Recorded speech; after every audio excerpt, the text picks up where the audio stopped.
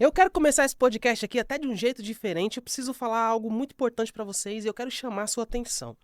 Vocês sabem que nós estamos com o Youngcast já há um bom tempo e eu nunca, é tanto vocês que acompanham aqui, que assistem, eu nunca coloquei aqui no Youngcast um QR Code sequer. E não por falta de propostas. Eu nunca coloquei uma empresa sequer, eu nunca coloquei um produto sequer no Youngcast. Quem acompanha esse podcast há um bom tempo sabe disso. E por que, André, que você nunca colocou? Por que o Yang nunca teve um patrocinador, um QR Code? Eu sou muito fã da ideia de ser uma pessoa que anda conforme a voz de Deus. Deus, ele sinalizou no meu coração, a hora certa você vai saber qual é, apenas trabalha. E eu obedeci. E agora, senhoras e senhores, eu posso dizer que chegou a hora certa, mas não de colocar aqui um QR Code para um patrocínio, não colocar aqui um QR Code para um produto. Nós vamos, de fato, iniciar no Youngcast o primeiro QR Code e vai ser por uma boa ação. Eu estive agora em Angola, em Luanda, lá em Angola, e eu tive a oportunidade de conhecer a Associação Ana Elisa, que a partir deste episódio será a única, olha só isso aqui é fantástico. A Associação Ana Elisa, ela será a única associação, o único QR Code que nós iremos inserir aqui nesse podcast. Eu vou deixar lá no meu Instagram um vídeo, vocês vão no meu Instagram e assistam o vídeo da Associação Ana Elisa. Vocês vão gostar muito do que eu vi lá. É realmente uma comunidade carente, né, ali no Mayumbe, na África, e eu tive a oportunidade de presenciar aquele trabalho. Eu agora tenho uma missão, ajudar essas pessoas, ajudar essas crianças e ser de fato um diferencial. Então, a partir de hoje, o Youngcast está adotando a Associação Ana Elisa. Você pode ajudar uma criança na África, você pode ajudar o desenvolvimento de uma província na África que precisa muito de você. O seu pouco, o seu simples pode ser muito, pode fazer uma grande diferença na vida de milhões de pessoas. Então eu vou deixar o QR Code aqui, é só apontar a câmera do seu celular para o QR Code e fazer a sua doação.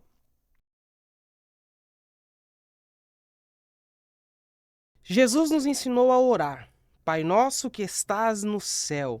E essa simples frase carrega um peso imenso. Ao dizer Pai Nosso, somos lembradas de que Deus não é um ser distante e indiferente. Ele é um Pai amoroso e presente que está sempre ao nosso lado, pronto para nos ouvir e guiar. Em cada desafio, em cada alegria, podemos nos voltar para Ele com a certeza de que Ele se importa com cada detalhe das nossas vidas. É com essa pequena leitura desse trecho maravilhoso do livro Eu Sou Filha que eu inicio hoje o nosso episódio do Youngcast. Que alegria te receber por aqui.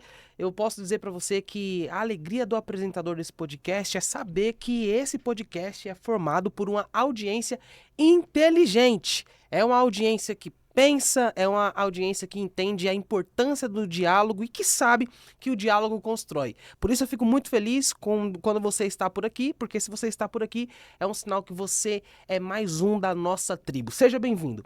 Se você está pela primeira vez, eu sou o Yang e serei sempre o seu anfitrião aqui nesse podcast, então já vai se inscrevendo no canal, ative as notificações para você não perder nada e toda vez que o Yang chegar, você será notificada e notificado que o podcast cristão que mais viraliza na internet está no ar. Nós estamos também com algo que é importante, extremamente importante. Você vai ver que o QR Code durante toda a entrevista vai aparecer na tela. Eu estarei indo agora no próximo dia 1º de setembro para Angola, Luanda, e vou retornar lá na província do Mayombe, onde nós vamos fazer as doações de roupas, comidas, brinquedos, que vocês, né, nossos telespectadores, têm nos ajudado nessa missão, têm feito a sua doação, e eu estou indo lá entregar. Então, dá tempo ainda de você fazer a sua doação, o QR Code vai aparecer aí, envie o valor que você puder e nos ajude a auxiliar aquela comunidade que tanto precisa do nosso trabalho e das nossas mãos. O QR Code fica na tela durante toda a entrevista, ok? Eu estou recebendo aqui, eu já li um livro, estou recebendo aqui uma pessoa muito especial, que tem feito um trabalho maravilhoso, tem alcançado vidas, tem sido uma ferramenta de Deus para impactar a vida de mulheres e motivar essas mulheres a lidar com as suas dores, com as suas dificuldades, né? E avançar. Eu estou recebendo ela, que é autora do best-seller. É uma pessoa muito especial que hoje vem nos abrilhantar com a sua entrevista, que escreveu o livro Eu Sou Filha, Sua Identidade, Seu Propósito. Recebam comigo, com muita energia, a doutora Letícia Lopes aqui no YoungCast. Seja bem-vinda, minha amiga. Obrigada. Olá, muito obrigada primeiramente pelo convite, é uma honra estar aqui. Eu falo que isso estava agendado no céu. No céu. No céu. Quando tá agendado no céu. Não tem erro, né? Eu fico muito grata, André, por esse convite. Obrigada. E você está falando sobre o livro, né? É tão legal poder estar aqui hoje falando sobre algo que nem nos meus melhores planos eu poderia imaginar. Eu sou cirurgiã dentista por formação. Toda a minha carreira foi pautada nisso, Sim. em ser uma boa dentista, em levar saúde bucal para as minhas pacientes. E, de repente, Deus foi lá e fez tudo novo. Eu trabalhava com bruxismo, DTM, dores faciais. O meu foco era o público feminino. Uhum. Desde o início da faculdade, eu contrariei um pouco aí os colegas de trabalho. Já me titulei a dentista da mulher. Sim, já registrou até. Já registrei a marca e falei assim, eu vou trabalhar com mulher. E no meio da minha jornada foi aonde eu descobri que eu gostava dessa parte de dor facial. Foi Sim. aonde eu fui estudando e correndo atrás. E aí eu percebi uma demanda muito grande em relação às questões emocionais. Sim. Porque a grande maioria dos problemas de bruxismo é por causa de fator emocional. Que o bruxismo, para quem não sabe, é aquela pessoa que De dorme, ranger né? e apertar Sim. os dentes, exatamente. E aí, quando eu percebi essa demanda, eu falei assim, olha, eu preciso me capacitar. Então, deixa eu estudar psicanálise, porque se eu vou falar para o paciente que é um problema emocional, eu tenho que saber falar o porquê. Sim. Então, eu fui estudar psicanálise. E aí, quando eu fui estudar psicanálise, foi um divisor de água na minha vida, inclusive, porque foi aonde eu ressignifiquei muitas coisas na minha própria história. E foi aonde surgiu o desejo de escrever o livro, porque foi aonde eu vi ali os meus processos, e eu percebi aquela demanda ali no consultório de mulheres com ansiedade, depressão, comparação. Sim. E tudo isso tinha sido algo que eu já tinha superado. Deus já tinha tratado isso dentro de mim. Então eu vi aí uma oportunidade, olha, vou escrever um livro, vou falar sobre isso com essas mulheres e vou aproveitar para evangelizar essas mulheres também. Uau. Exatamente. E aí foi a partir daí que eu comecei a escrever o livro. Foi mais ou menos 1 ano e 3 meses de escrita e foi lançado agora em março. Em março de 2025 foi lançado. E quando esse livro foi lançado, foi aonde começou a surgir uma angústia ali dentro do consultório, que eu não entendia, que eu não sabia o porquê, porque eu pensava assim, Deus, mas como assim? Já estou vivendo meu propósito, eu até lancei o livro, Já como tinha... assim? Já estava tudo perfeito. Para você já estava dentro de tudo, Já, do propósito. Exatamente, porque eu nunca fui uma dentista convencional, eu sempre fui aquela mulher que queria tocar a alma.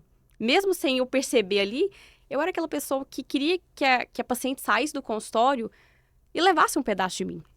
Então, Uau. quando... Exatamente. Eu falo que Uau. eu amei tanto a minha profissão que eu fazia assim, não, eu tenho que dar o meu melhor, eu tenho que ser a melhor. As pessoas têm que lembrar de mim.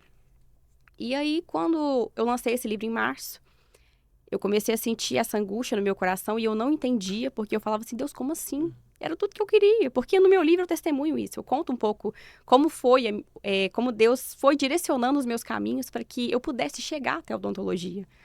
Porque eu vim de uma família muito humilde, eu trabalho desde os 13 anos, eu comecei como vendedora, então, assim, era muito improvável fazer uma faculdade. E aí, quando as portas foram se abrindo, foi muito de Deus mesmo. Então, quando essa angústia entrou no meu coração, eu ficava assim, mas como assim, pai? Foi o Senhor que me colocou lá, agora você vai me tirar? E aí, como eu não sabia discernir se era espiritual ou se era emocional, eu falei assim, vamos orar. Chamei uma intercessora da igreja, a gente foi orar, jejuei, fiz propósito e Deus não me respondeu. Deus ficou simplesmente em silêncio. E eu pensei assim, olha, se eu continuar aqui no consultório, isso aqui vai me sufocar. Então eu vou sair. E aí eu falei pra Deus, olha, pai, tô saindo. Eu não sei, né, o que vai acontecer, mas se for o Senhor, tira essa angústia de mim, faz alguma coisa. Porque, assim, eu vou entregar tudo que eu tenho, que é a minha profissão, não tem mais nada, eu tô te entregando tudo. E eu entreguei. E aí eu falei no final de maio, lá com a equipe que eu trabalhava, e eu ainda demorei uma semana para ela buscar minhas coisas, que eu pensei assim, vai que nessa semana, né, essa angústia sai do coração, de repente eu volto. E não, durante essa semana ainda eu tava com aquela angústia, aquela coisa, E aí, quando eu finalmente fui buscar as minhas coisas, que foi na primeira semana de junho, que eu fui lá tirar oficialmente, limpar a minha sala. Sim.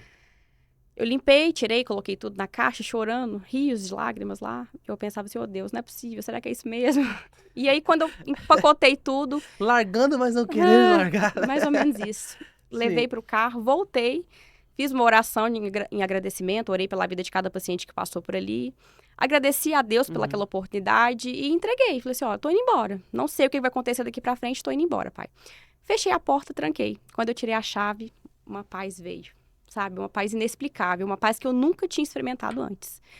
E foi sensacional a experiência que eu tive naquele momento. E aí eu fui para casa com aquela sensação assim, ok, eu já entendi, pai, é isso mesmo. Então, eu não olhei mais para trás. As minhas coisas estão lá guardadas na minha casa, nem sei o que eu vou fazer com elas, mas tá lá. E eu falei, se eu não volto para trás mais não.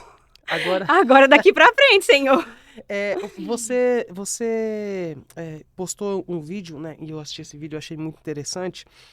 Isso é 100%, né? Conversando com você, a gente percebe que isso é 100% do que você viveu, Sim. Que é justamente a questão de seguir Jesus quando as redes estão cheias, né? Exatamente. Eu penso que você dizer sim para Jesus quando a sua rede está vazia, quando deu tudo errado, quando você investiu num projeto e ele não andou, é relativamente mais fácil, né? É menos complicado. Agora, deixar um negócio que estava crescendo, deixar aquilo que deu certo, deixar aquilo que de certo modo está trazendo recursos para a sua vida, isso torna mais complicado. Qual é a visão e qual é a importância de você deixar a rede, dependente se ela está cheia ou vazia, mas seguir a ordem de Cristo? O Senhor sempre quer testar o nosso coração, para saber se a gente quer as bênçãos ou o abençoador. Uau! E foi isso com Pedro. Pedro tinha passado a noite inteira pescando e não tinha pegado nada. O que era imprevisível, porque historicamente se pescava à noite. As pescas eram muito mais bem-sucedidas à noite. Naquela noite ele não pegou nada. Então ele saiu dali frustrado, cansado, desanimado, humilhado. E aí quando ele vê Jesus lá na praia, ele voltou para a praia da Galileia sem nada. Ele vê Jesus e Jesus fala para ele assim, Pedro, vai lá, joga de novo. Ele podia ter olhado e falado assim, pelo amor de Deus, né? Eu fiquei ali a noite toda. Você tá achando que eu vou voltar pra lá? Agora que eu já trouxe tudo pra cá? E Pedro foi. Pedro obedeceu, ele teve um coração humilde. Eu gosto muito de Pedro. Inclusive, eu falo sobre ele. O Pedro, ele tinha um coração disponível. E pra gente viver coisas de Deus, a gente tem que ter um coração disponível. E naquele momento que ele obedece a Deus, que ele volta pra praia, foi a pesca mais impressionante que ele viveu em toda a sua vida. Então, ele poderia se deslumbrar ali, né? Falar assim, não, agora eu já tenho os peixes, né? Já vou vender isso aqui, vai dar tudo certo e tal. E Jesus olha pra ele e fala aí, você não vai ser mais pescador de peixe. Você vai ser pescador de homens. Então, assim, a gente entender quando é hora de abrir mão é muito difícil. Porque Deus, ele faz isso. Ele pode sim nos chamar na frustração, mas é bem pouco provável. Primeiro, ele vai nos abençoar. Ele vai deixar você fazer planos, ele vai deixar você construir os seus castelos de areia, que você vai achar assim, não, tá perfeito, tá ótimo. Depois ele vai dar um chute e falar assim, agora vamos. Você não vai ser bom não, vamos comigo, vem comigo. E foi isso que Pedro fez, né? Pedro, ele abriu mão de tudo e foi viver a maior missão da sua vida, né? Ele abriu mão da maior pesca para viver a missão da sua vida. E eu me identifico muito com isso, porque eu vivi com muita intensidade a minha profissão, muita intensidade. E eu percebi que por amar demais a minha profissão, ela já estava ocupando o centro da minha vida. Porque eu queria resultado, eu queria ser a melhor, eu queria crescer, eu queria ser grande, eu queria ser referência como dentista da mulher. E assim, eu achava que Deus estava nisso. Porque eu estava fazendo com um bom coração, eu estava fazendo com garra, com vontade. Sim, e eu pensava assim, não, a minha intenção é das melhores, eu tô transbordando na vida de mulheres, eu tô sendo uma dentista boa. Então, assim, na minha cabeça, era o meu propósito. Só que aquilo ali já estava ocupando um espaço que já não era mais o espaço de Deus. Então, quando eu sentia aquela angústia, hoje eu consigo ter esse discernimento, que quando eu sentia aquela angústia, era Deus falando assim comigo, Letícia, você não é doutora. Você é a minha filha. Você não é doutora. Porque aquilo se tornou uma vaidade para mim. Então, abrir mão do título, principalmente da minha história, porque eu vim de uma família muito simples, então eu construí algo que na minha família foi o primeiro, digamos assim. Tem outras pessoas formadas na minha família, mas esse título da área da saúde, eu fui a primeira. Então, aquilo ali Sim. me trouxe uma certa vaidade. Então, quando Deus ali, o Espírito Santo, ele me leva para esse lugar, foi para me esmagar mesmo e falar assim, opa, não é bem aí, não. Isso é vaidade. Não é por esse caminho. Não é aí que eu te quero, né? Não é aí que eu te quero. E aí, ele precisou tirar completamente o meu controle, porque eu entreguei tudo que eu tinha. Eu não tinha mais nada. A única coisa que ficou comigo, que ele deixou, foi o livro. E foi a partir daí que eu falei, pai, a única coisa que tem na minha mão agora é o livro. Então, eu vou falar sobre ele. E aí eu comecei a gravar, falando sobre ansiedade, sobre depressão, sobre o meu testemunho, sobre a minha entrega, sobre a minha renúncia. E foi aonde Deus fez tudo novo. Em uma semana, depois que eu saí do consultório, eu já comecei a ascender nas redes sociais, a crescer. Apostar, sim.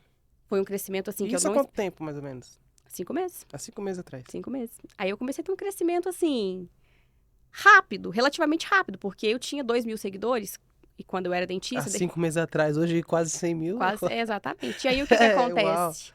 Quando eu saí definitivamente do consultório, porque antes era assim, eu tava no consultório, eu gravava 4 conteúdos sobre bruxismo, Sim. 2 conteúdos sobre o livro. Então, Sim. eu Você ficava foi naquilo ali. intercalando. Exatamente. Aí, quando eu definitivamente saí, eu falei pra Deus, então tá, agora a única coisa que eu tenho é o livro, eu não tenho mais consultório, então eu não vou falar mais sobre isso. Mas eu quero continuar sendo voz do Senhor, então eu vou continuar falando. E foi assim, 10 mil. Em poucas semanas.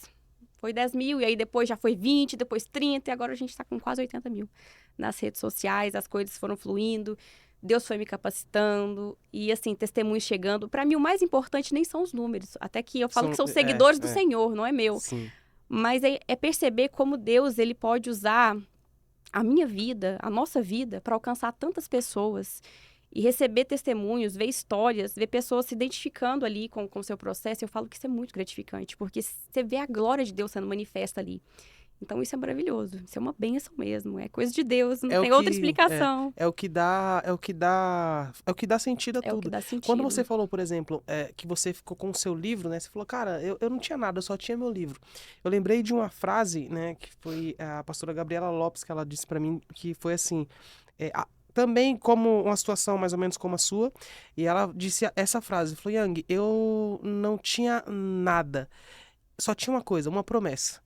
E aquilo era o meu tudo.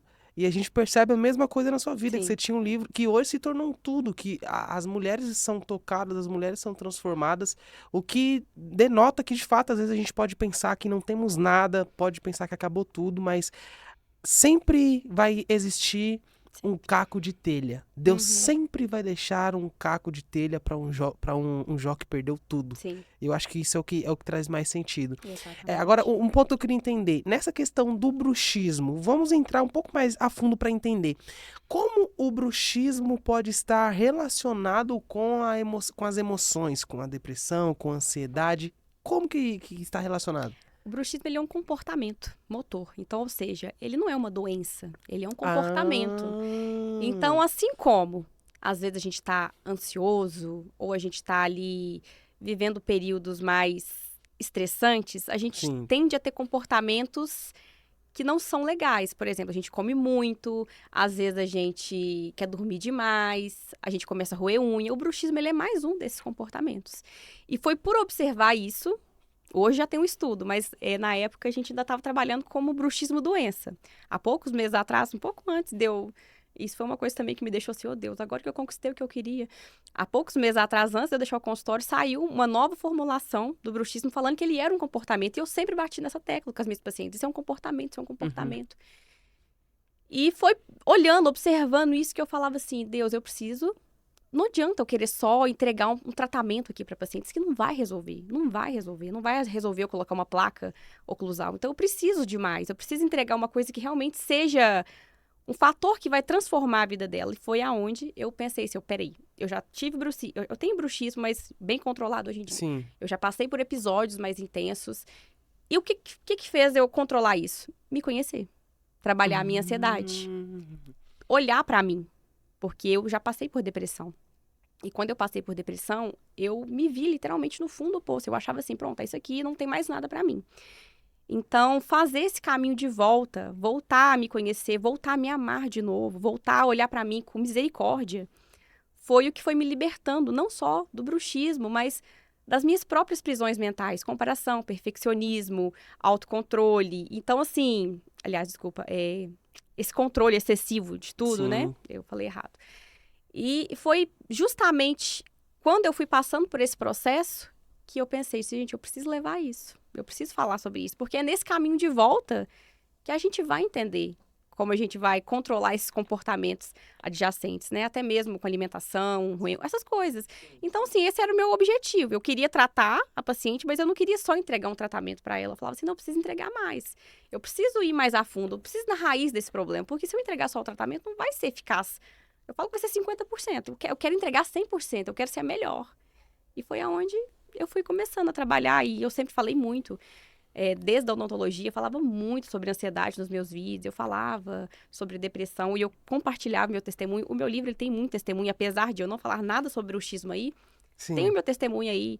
Então, eu queria que as pessoas conhecessem a Letícia fora do consultório, para elas entenderem que eu passei por isso que elas estavam passando, que elas me relatavam lá dentro, e eu queria que elas entendessem, existe um caminho, tem como Sim. sair. Então, eu compartilhei tudo isso. Esse era o meu objetivo. E aí, Deus foi lá e mudou tudo. Sim, por exemplo, algo que você falou achei interessante é justamente a questão da autocobrança, Sim, né? Hoje nós vivemos uma geração que a mulher, de certo modo, ela está tendo que colocar mais a cara, né? A mulher está tendo que correr um pouco mais, justamente pela ausência de homens que entendem o seu papel e entendem a sua identidade, né? sim. E isso faz com que muitas mulheres, às vezes, elas se cobrem em excesso. E qual é o perigo, qual é o prejuízo da cobrança, da autocobrança em excesso? Você se cobrar demais e às vezes você ser um algoz com o seu eu. A autocobrança, ela nos tira completamente do nosso papel de filha. Nós temos uma identidade que ela é manchada ao longo da vida. Deus nos fez limpos e plenos. Só que a gente é manchada pelo pecado, a gente é manchada pelas experiências, pelo ambiente que a gente convive ao Sim. longo da vida. E tudo isso ela vai moldando os nossos comportamentos, as nossas atitudes. E aí o que que acontece?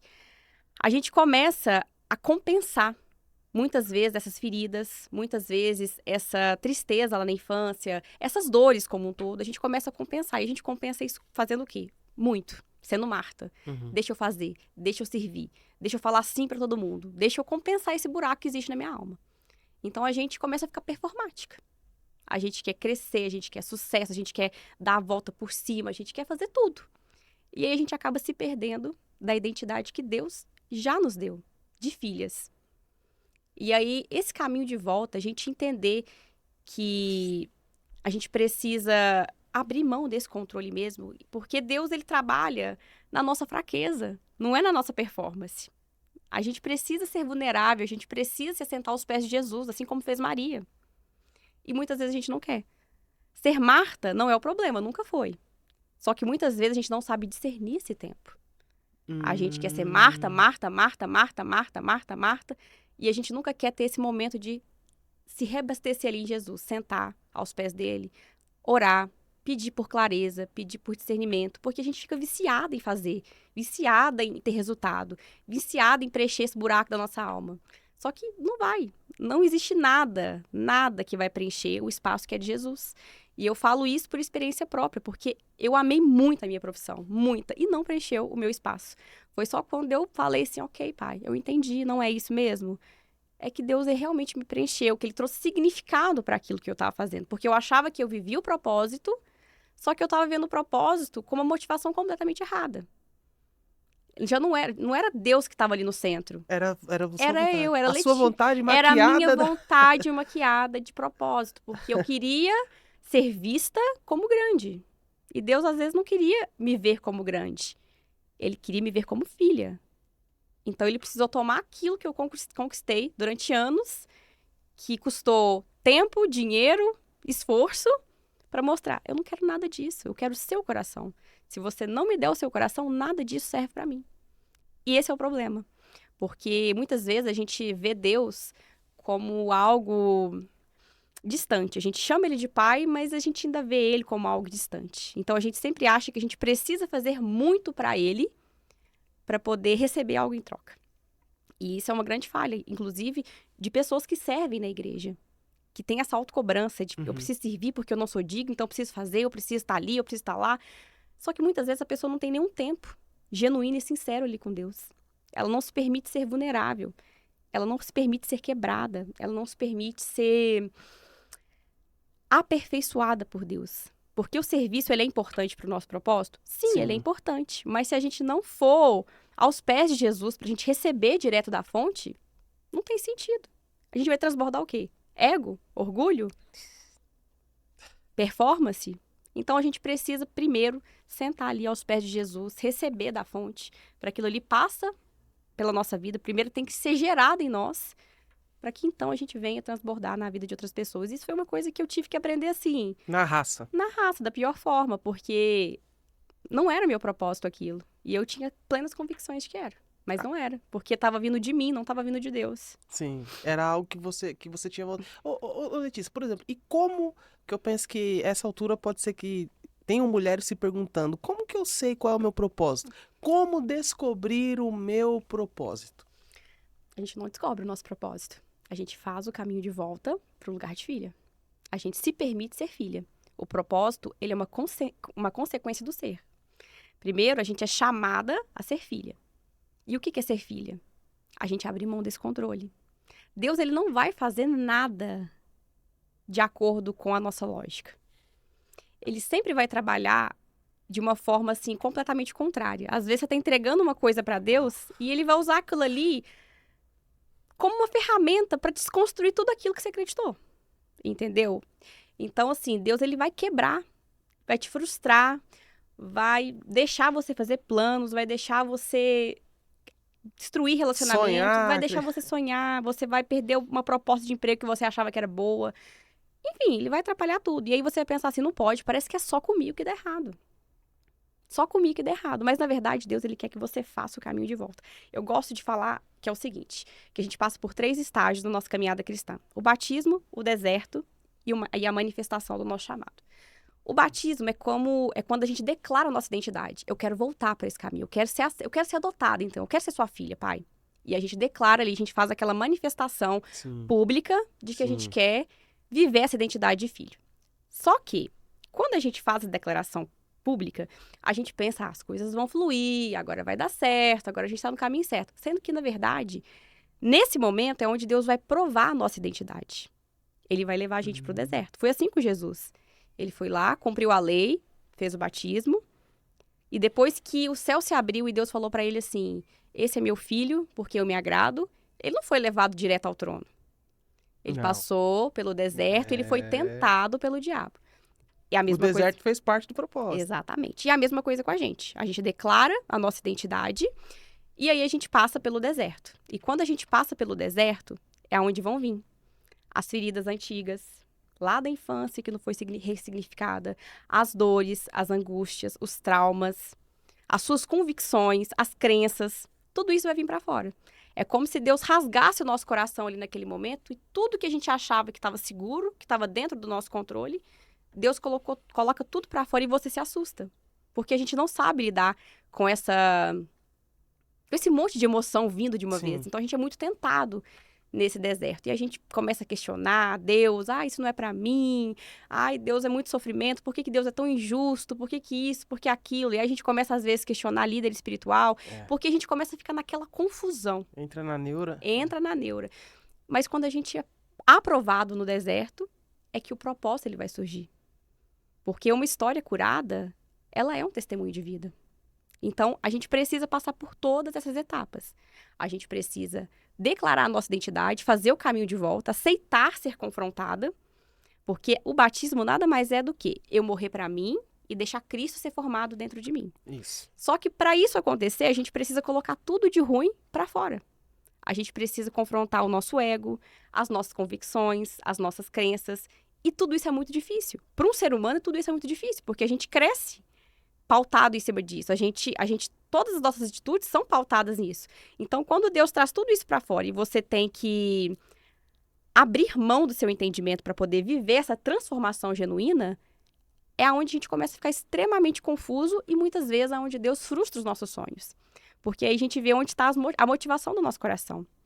Porque às vezes a gente acha que está curado E não tá. Às vezes a motivação é completamente errada. E você tá seguindo a sua vida, seguindo o seu relacionamento, seguindo a sua carreira, com a motivação do coração completamente errado, cheio de orgulho, cheio de crenças. Deus, ele não tá ali, Jesus não tá no seu centro. Então, você cria ali uma persona, né? Uma personagem mesmo.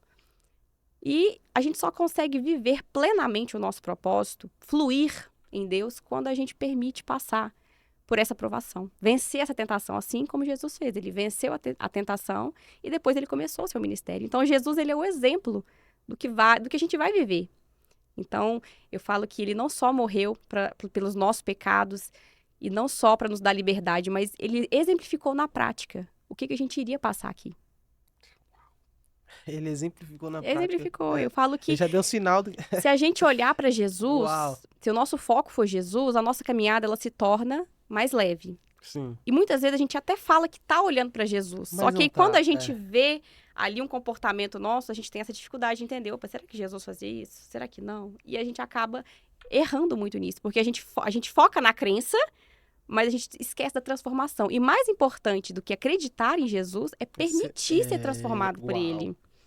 Então, assim, acreditar, a gente acredita em qualquer coisa, mas permitir que essa transformação aconteça, isso de fato é o que é importante para Deus, porque é através disso aí que a gente vai viver plenamente o nosso propósito. É uma história curada que vai se transformar num testemunho vivo ali. Sim. Por exemplo, esse ponto eu achei fantástico. É até digamos que a gente pode então afirmar que Deus, sim, ele pode usar a frustração por uma boa causa. A frustração que veio na minha vida, às vezes, do relacionamento que não andou, do projeto que fracassou, daquilo que eu idealizei na minha mente que daria muito certo e acabou dando errado. É possível que seja a mão de Deus utilizando a frustração por uma boa causa? Com certeza. Porque imagina se nossos planos todos fossem bem-sucedidos. Será que Jesus estaria no centro disso? Se tudo que a gente colocasse a mão, planejasse, desse certo. Será que a gente seria forjado? Será que a gente seria aperfeiçoado? Então, a gente precisa ser frustrado. Porque Deus, ele sabe todas as coisas. Ele já está no nosso futuro. Então, às vezes, ele precisa frustrar aquele plano ali, porque aquilo ali não é só um plano, não é só uma coisa, mas é um filho que ele pode perder lá no futuro. Então, ele precisa forjar o nosso caráter para que o reino dele continue avançando. Ele forja para que... É o nosso caráter. A gente precisa ser frustrado para a gente ser forjado. Porque se tudo der certo, a gente não vai se aperfeiçoar. Ah, tô fazendo, tá dando certo. A gente só aprende as coisas quando tá difícil. Se tiver tudo bem, você não vai aprender nada. Você vai estar feliz e falando assim, é isso aí, vamos lá, Deus tá comigo, mas será? Porque eu falo que às vezes Deus tá com a gente mais na dor do que na alegria. Porque na dor é aonde ele pega aquilo ali e transforma em ferramenta para forjar o nosso caráter. O que é forjar o nosso caráter? Tirar o nosso eu do centro, matar o nosso orgulho e colocar Cristo lá no lugar. Porque a única coisa que tem de bom em nós é Cristo. O ser humano, ele não é bom. O ser humano é cheio de motivação errada. O ser humano é egoísta. O ser humano quer crescer. O ser humano quer passar por cima de tudo para poder ser visto, para poder ser grande. Isso é uma das maiores motivações do nosso coração. Só que quando o nosso caráter é forjado, quando Cristo é formado dentro de nós, a gente entende que, peraí, não tem nada que pode preencher esse espaço. Eu posso ficar rica, milionária, grande, conhecida mundialmente. Isso não vai preencher o vazio que eu tenho. Mas se Cristo estiver comigo, isso vale a pena. Vale a pena. Por exemplo, no capítulo 13 do seu livro, pessoas nos levam ao propósito. Qual é a importância de continuar acreditando em pessoas em uma sociedade tão individualista, né? Que ela te ensina a não confiar nas pessoas. Sim. Qual a importância de entender que as pessoas elas podem te levar ao teu propósito? Isso é um ponto polêmico que, inclusive, eu falei nesse livro. A gente vive numa época, André, em que a gente se preocupa muito com o network. Então, a gente sempre quer o outro em troca de algo. Isso. Só que nem sempre Deus vai usar todas as pessoas. Muitas vezes, ele vai usar pessoas difíceis. Pessoas que vão ser pedra no seu sapato. Pessoas que vai fazer você, sabe... Sofrer, colocar ali pra sim. fora a sua pior versão, digamos Nossa, assim. E são essas pessoas, muitas vezes, que são usadas para nos forjar. Pessoas boas podem antecipar o nosso propósito, acelerar o nosso propósito? Sim. Mas são pessoas difíceis, são relacionamentos difíceis, são situações difíceis que forjam o nosso caráter. Então, às vezes, um relacionamento que não foi de Deus ali, como é que está o nosso coração diante disso? Será que a gente está pegando isso como lição para poder amadurecer? Ou para poder pegar como desculpa e justificativa para o resto da vida? Ah, porque eu tenho o dedo podre. Ah, porque nada dá certo para mim. Ah, porque isso, porque aquilo. Sendo que, na verdade, existem situações, existem pessoas que vão passar pela nossa vida com um propósito. Seja um propósito de acelerar, ou seja um propósito de te colocar no seu lugar. Peraí, será que é a outra pessoa que é ruim mesmo? Ou será que é você que não está sabendo lidar, que não tem maturidade? Então, isso é importante. Por isso que eu falo que pessoas, elas nos levam ao destino. Seja pessoas difíceis, seja pessoas boas de Deus. Então, a gente tem que olhar como ser humano como um encontro com Deus mesmo. Então, peraí, se essa pessoa está me tirando do sério, ô Deus, o que é que eu posso aprender aqui? Será que eu tenho que estudar mais? Será que eu tenho que manifestar mais os frutos do Espírito, que está lá em Gálatas 5:22? Será que eu tenho que ser mais alegre, ter mais paz, ter mais domínio próprio para me filtrar ali o que eu vou responder? Porque essas pessoas, elas são como teste mesmo da nossa identidade. Peraí, será?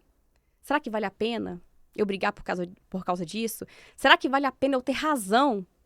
Ou será que vale a pena eu pedir desculpa e liberar essa pessoa para ela ir embora?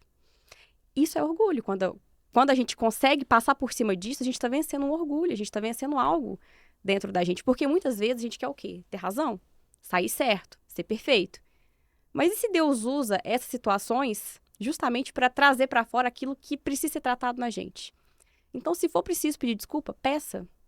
Abra mão do seu orgulho, abra mão da sua certeza, da sua razão, abra mão do entendimento, porque pessoas, elas são ferramentas de Deus, sim, para forjar o nosso caráter. Sejam pessoas boas e sejam pessoas difíceis. Por exemplo, o que você tem na mão, capítulo 5 do livro. Qual é a maior lição que a gente consegue extrair disso e o quão importante... né, lendo, eu penso que isso fala muito sobre... Às vezes a gente quer buscar a excelência, quer buscar algo que está muito acima, sendo que aquilo que está nas nossas mãos, de certo modo, pode ser o início, pode ser o pilar, pode ser, a partir dali, algo que vai transformar as coisas ao nosso redor. Me lembra muito, por exemplo, Moisés, né? Exatamente. Senhor, e aí? Eu tenho um mar vermelho, eu tenho a multidão, o povo está aqui, o faraó está vindo. E Deus faz uma pergunta para Moisés que faz Moisés olhar para os seus utensílios, se autoanalisar de certo modo. Moisés, você tem o que na mão?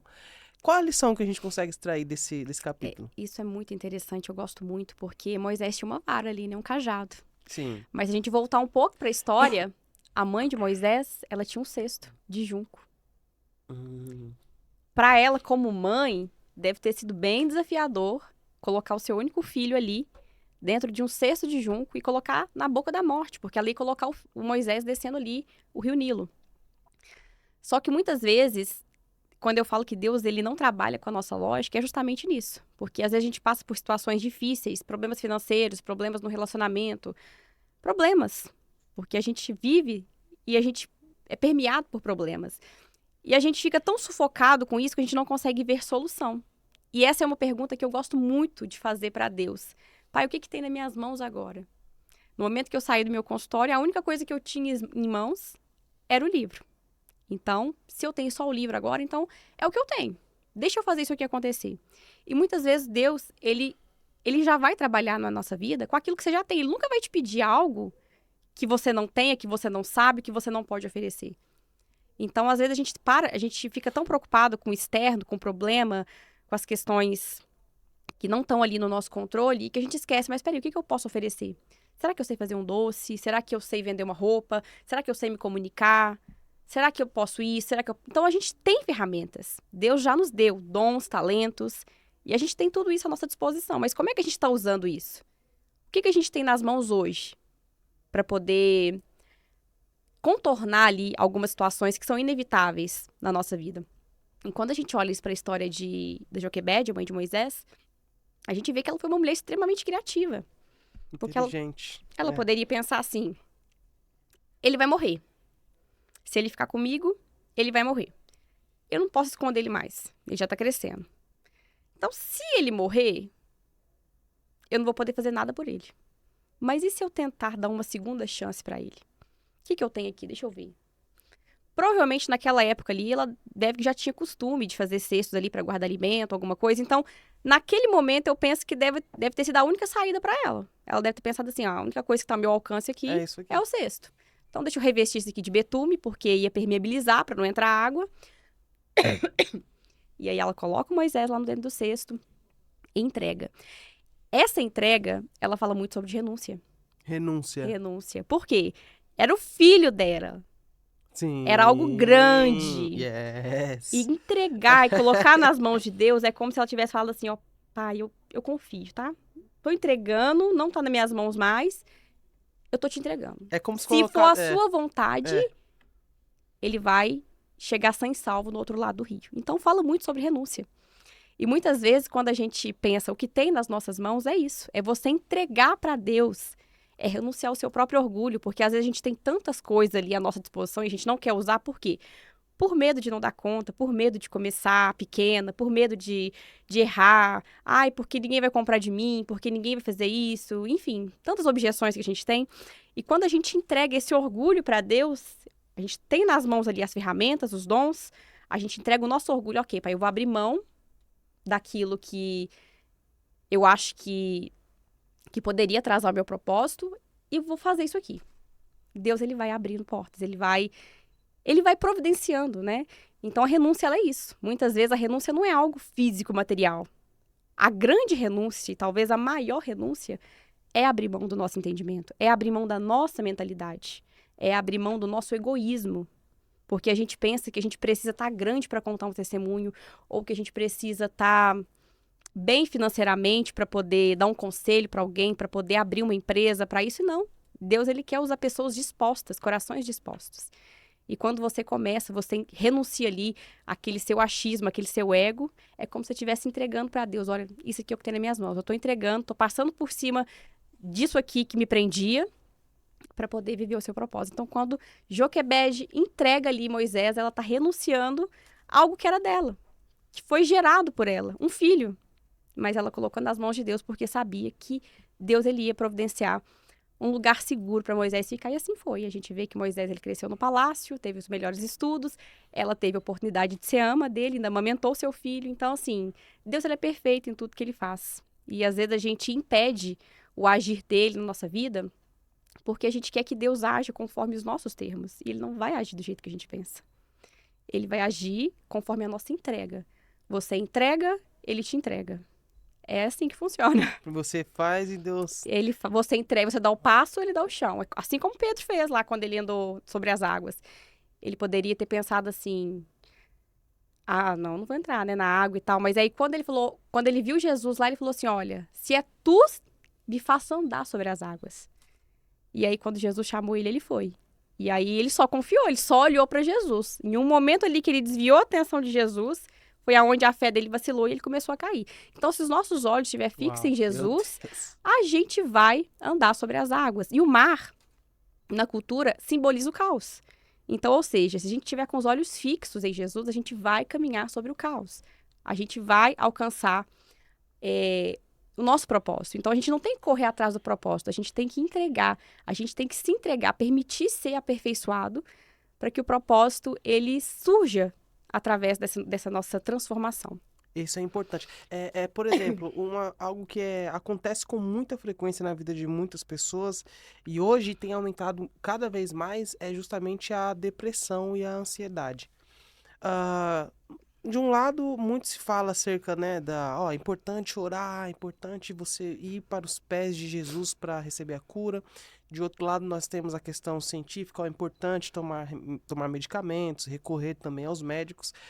Agora, olhando para a questão emocional, qual é o início, né, do caminho para o tratamento de uma pessoa que está em depressão através de suas emoções? A pessoa que hoje ela passa por uma depressão, como ela pode começar a receber um processo de cura através da autoanálise das suas emoções? A depressão, ela é uma doença, sem dúvida. Mas a grande maioria dos casos, e eu me incluo nisso porque foi o que eu vivi, foi a ausência de propósito. ausência de significado, vazio. Então, muitas vezes, a gente vai caminhando no padrão do mundo. Ansiedade, cobrança, performance, faz isso e faz aquilo. E a gente abre redes sociais, a gente vê aquele monte de vida maravilhosa. E a gente vê pessoas conquistando, casais perfeitos. E aquilo ali começa a trazer um espelho de um mundo que não existe, que é irreal. Só que, muitas vezes, a gente não tem maturidade para compreender isso. E a gente acaba trazendo isso para o nosso contexto. E aí, qual que é o problema disso?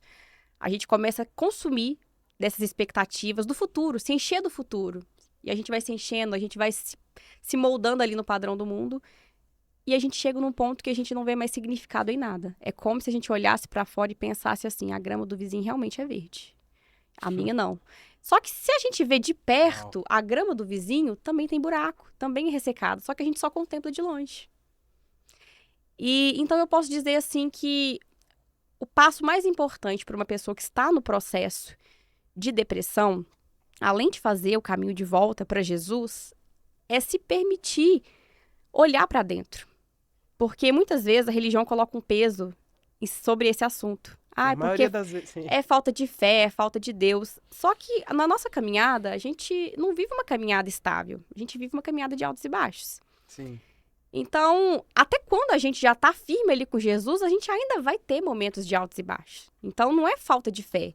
Só que quando a gente vai se sufocando com o caos, se sufocando ali com a pressão do externo, a gente vai ficando cada vez mais distante daquilo que Deus tem pra gente.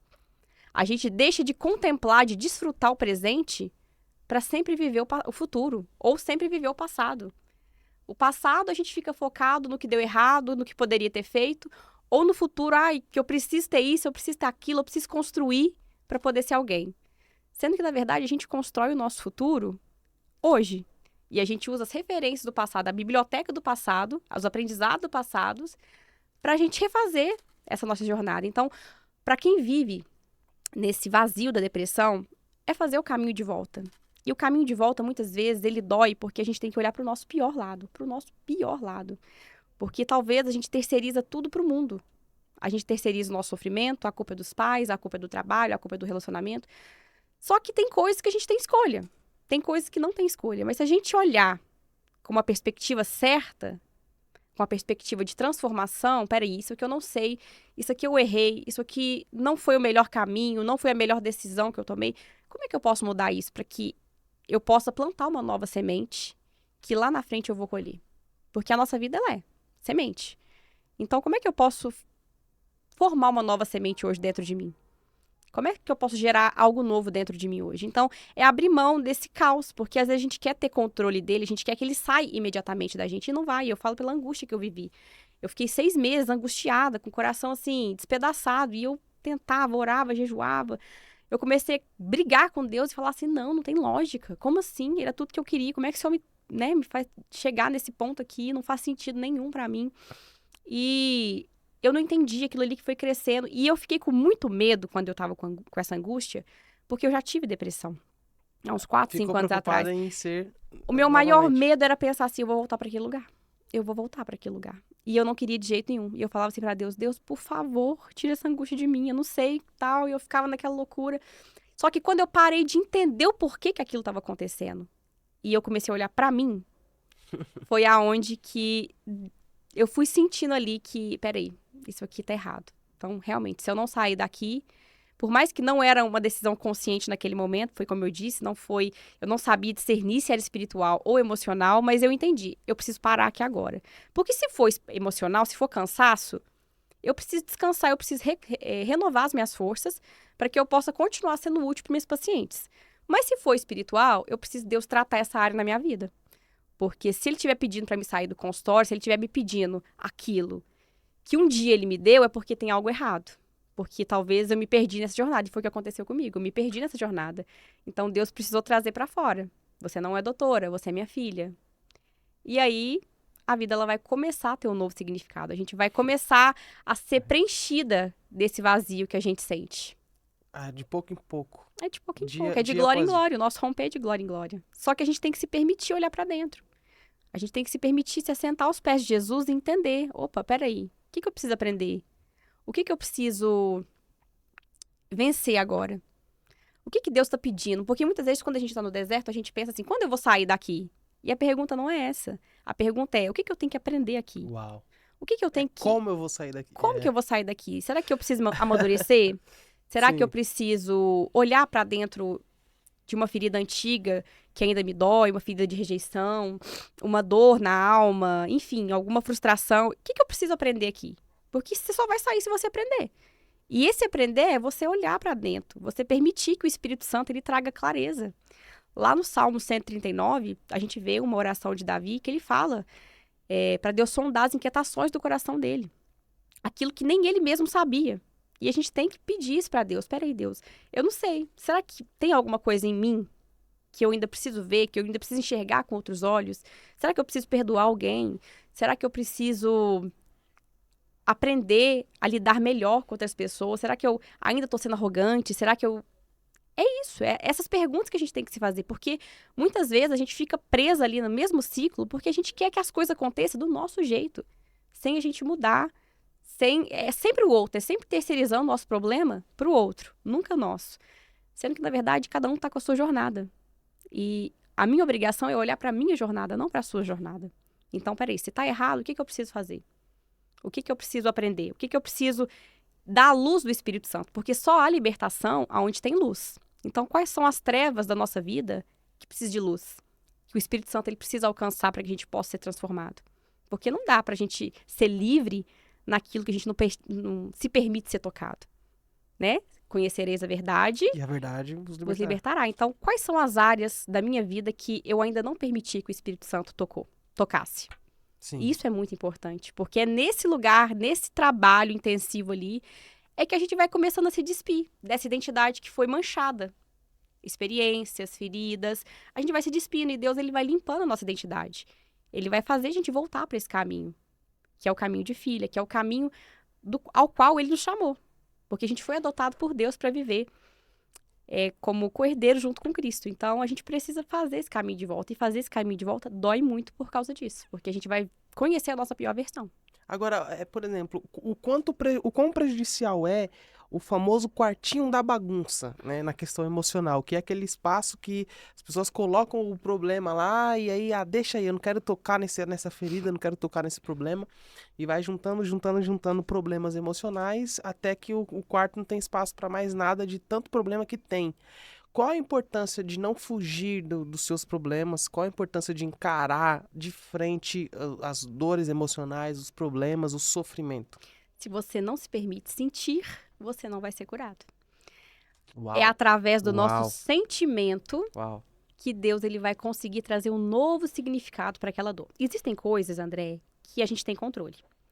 Mas a grande maioria das coisas a gente não tem controle. Por exemplo, a gente não tem controle da família que a gente vai nascer, a gente não tem controle do nosso primeiro lar, a gente não tem controle as nossas primeiras amizades ali na infância. Então, são coisas que a gente vai viver. E a gente vai ser moldados a partir disso. Então, a gente vai desenvolver todas as nossas crenças, os nossos comportamentos através disso. E muitas vezes isso se torna uma máscara. Porque a gente não vai estar sendo autêntico conforme Deus nos criou. A gente vai estar reagindo a uma dor.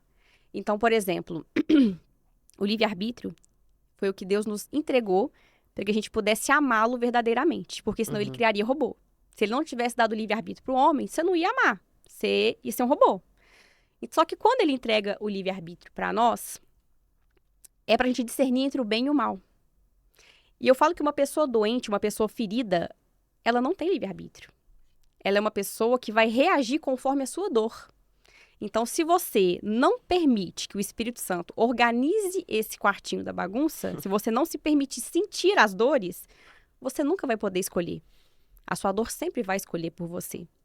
E a grande maioria das vezes, quando a nossa dor escolhe, é aonde vai nos levar para decisões difíceis, decisões precipitadas, relacionamentos difíceis, situações difíceis, problemas financeiros difíceis, tudo difíceis. Por quê? Porque não foi uma escolha consciente. Foi uma escolha que partiu da dor. E a dor sempre vai tentar compensar. Então, talvez você vive um relacionamento tóxico porque foi a sua dor que escolheu aquele parceiro. Então, ou seja, aquele parceiro, ele compensa uma dor, um vazio seu. Talvez você hoje vive problemas financeiros porque a sua dor escolheu compensar gastando muito, vivendo um estilo de vida que você não poderia ter. Então, se você não toma consciência, se você não se permite sentir determinadas situações na sua vida, se você não se permite olhar para esse quartinho de bagunça, você nunca vai ser completamente curado e completamente liberto. E você vai estar vivendo a sua vida e chamando aquilo de destino. Tem uma frase inclusive, do Carl Jung, que fala sobre isso, né? Enquanto você não tomar consciência do seu inconsciente, você vai viver a sua vida, e é mais ou menos isso, eu não lembro certo, e vai chamar aquilo ali de destino. Mas não. Deus, ele quer nos levar para o nosso caminho de filho. E esse caminho de filho é esse caminho da gente tomar consciência das nossas dores, é tomar consciência das dificuldades que a gente carrega, porque é na nossa fraqueza que o poder dele se aperfeiçoa. Só que quando a gente está diante do nosso caos, a gente volta para trás, porque é muito assustador. Eu não sei você, mas eu tenho uma ferida gigantesca com rejeição. E a minha primeira exposição foi na adolescência. Na época era Facebook. E eu lembro que eu tinha 1000 amigos. E, de repente, eu fiquei conhecida na minha cidade de uma forma muito negativa, que eu conto no livro. Não vou entrar em detalhes, não, para gerar curiosidade. E aí, eu fui exposta negativamente. E eu cresci no Facebook, na época, de 1000 para 5000, assim, num período muito curto também. E só que essa situação específica, ela começou a nortear todos os meus comportamentos a partir daí. Eu comecei a me tornar uma pessoa extremamente rígida, uma pessoa que não confiava em ninguém, uma pessoa extremamente controladora, arrogante. E eu achava que era assim, era o meu jeito de ser. Eu tenho personalidade forte, eu sou assim. Porque esse é um grande problema. Talvez as pessoas chamam de temperamento, personalidade forte, aquilo que na verdade é ferida. E aí eu comecei a vestir essa máscara da minha dor. E quando Deus ele me quebrou nessa área, foi muito difícil. Foi inclusive na época que eu tive depressão. E foi a melhor coisa que me aconteceu foi ter entrado em depressão, por incrível que pareça. Por quê? Porque nesse lugar de solitude foi aonde eu comecei a entrar para áreas da minha vida que eu nunca tinha me permitido olhar, porque me doía muito. E se me doía muito, eu deixava de lado. Porque eu não quero lembrar disso, eu não quero voltar naquele sentimento da minha adolescência que me trouxe essa dor. Então eu deixava de lado. E a depressão, ela me fez voltar no passado. Porque eu precisei sentir o que eu não senti quando precisava ter sentido. Então eu chorei muito no meu período que eu fiquei de depressão. Eu me rasguei muito, porque eu não acreditava que Deus tinha me levado para aquele lugar. E eu colocava a culpa em Deus. Não é possível, pai. Você me colocou aqui, né, sozinho, chorando, triste desse jeito. Não, eu não quero ficar aqui, eu sou uma pessoa alegre. Só que eu precisava estar naquele momento, porque o que eu escondi, Deus estava trazendo à tona.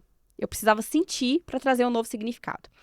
E aí eu passei, foi bom, né? Eu consegui sair da depressão, e eu testemunhei isso no livro. Comecei a trabalhar, fui trabalhar com mulheres e tudo mais. Aí aconteceu tudo isso que eu aconteci. E aí eu fui exposta agora, mais uma vez. Só que dessa vez eu fui exposta de uma forma boa. Eu cresci, eu viralizei. Deus tem usado os meus vídeos de uma forma positiva para alcançar pessoas. Só que quando essa exposição aconteceu, essa ferida antiga minha, ela bateu a porta. Uhum. E o que foi a minha primeira reação? Peraí. E se as pessoas não gostarem de mim? E se eu fracassar? Ai, mas e se eu falar alguma coisa? E acontecer tudo de novo. Então, assim, essas feridas, elas existem. Elas fazem parte da nossa jornada. Só que quando a gente permite tomar consciência delas, a gente consegue caminhar sobre o caos. Foi o que Pedro fez. Ele caminhou sobre as águas. Com Jesus, a gente caminha sobre o caos.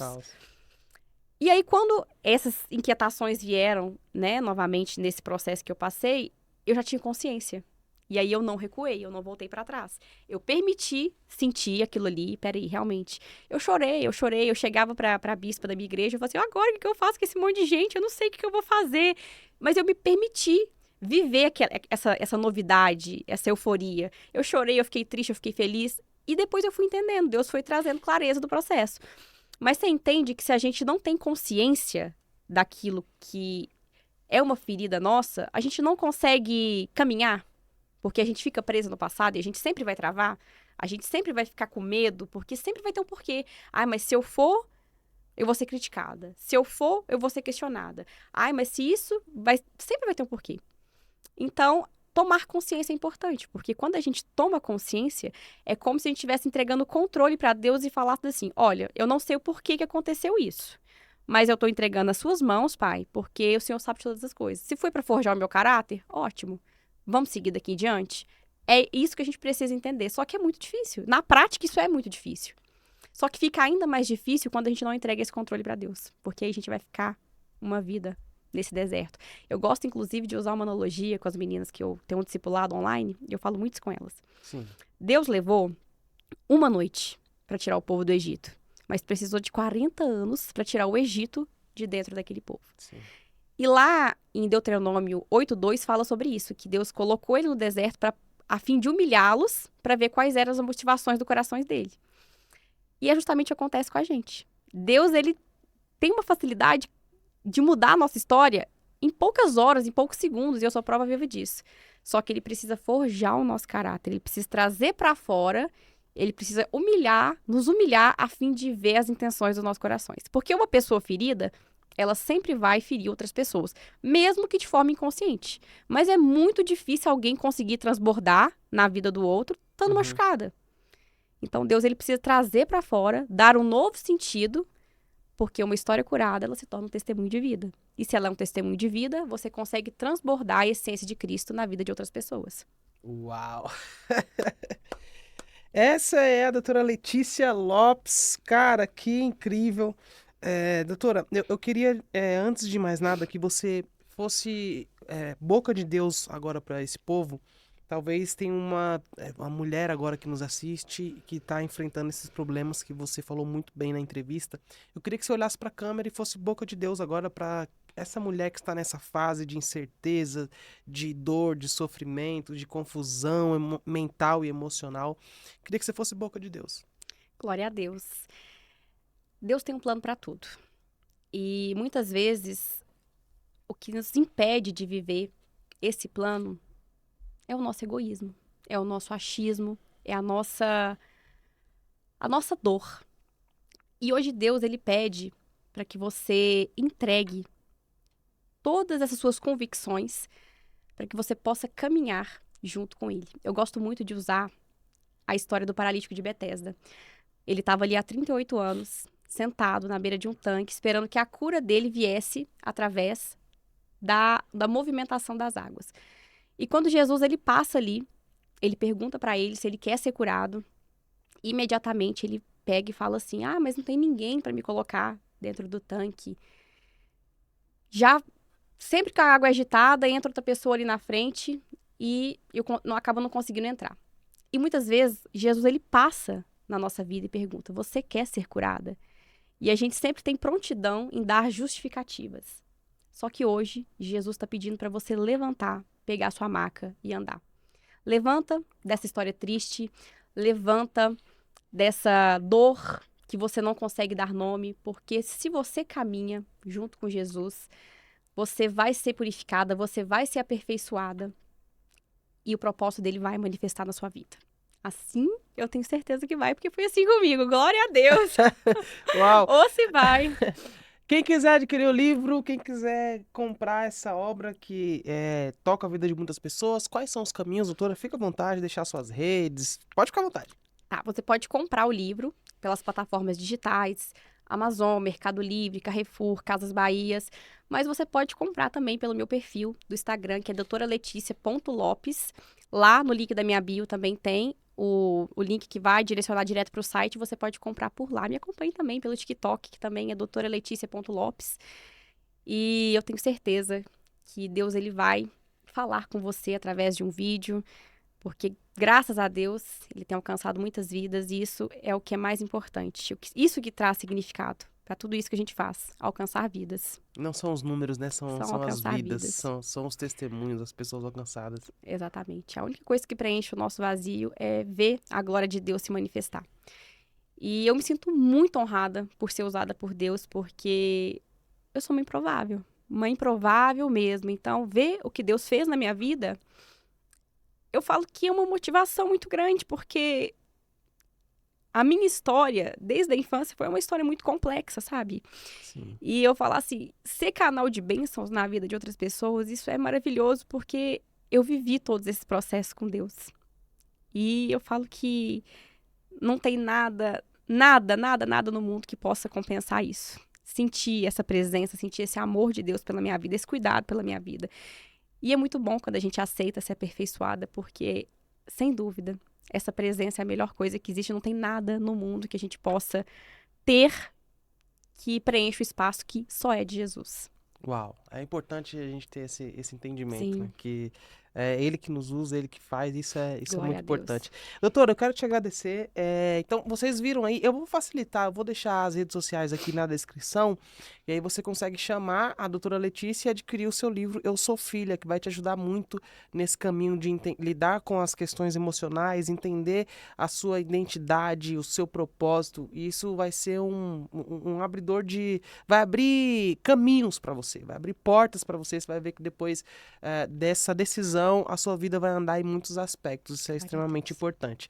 Então adquira o livro Eu Sou Filha, da doutora Letícia Lopes, que agora vai fazer parte do cenário do Young. Glória a Deus. Vai fazer parte do cenário do Young Cast agora, o livro Eu Sou Filha, da doutora Letícia Lopes. Doutora, muito obrigado por essa entrevista riquíssima, que você continue alcançando muitas pessoas, você é uma mulher de muita luz, e é importante que essas pessoas, como você, elas continuem fazendo o que fazem para que mais pessoas sejam alcançadas, né? Glória a Deus. A gente diz que a internet, ela está aí e tem milhões de pessoas todos os dias precisando ser alcançadas. Que você continue sendo essa voz, que Deus continue te usando bastante e que você toque vidas através daquilo que Deus te entregou, através do seu propósito. Receba. Glória a Deus. Obrigada, Foi um prazer André. imenso, minha amiga. Muito obrigado.